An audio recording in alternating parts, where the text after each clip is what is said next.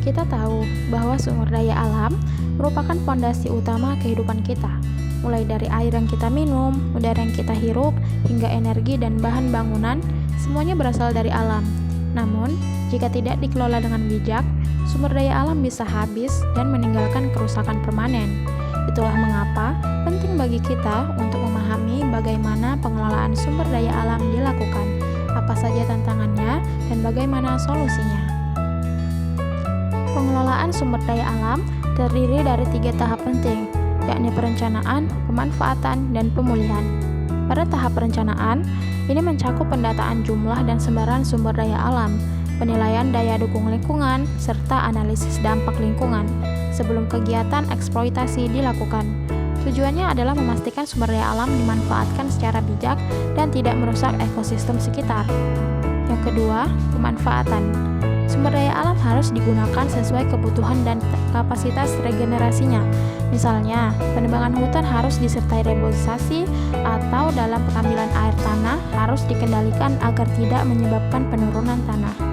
Pada tahapan yang ketiga, yakni pemulihan atau reklamasi, setelah sumber daya alam digunakan, lahan atau ekosistem yang rusak perlu dipulihkan.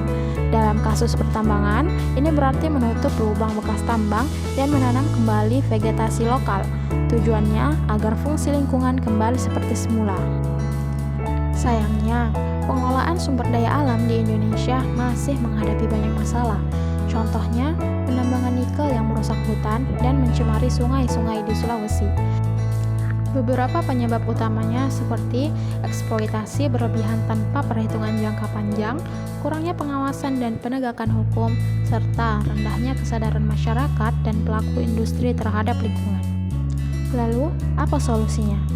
Yang pertama, kita bisa menggunakan teknologi ramah lingkungan, seperti sistem pertambangan minim limbah atau pemanenan air hujan.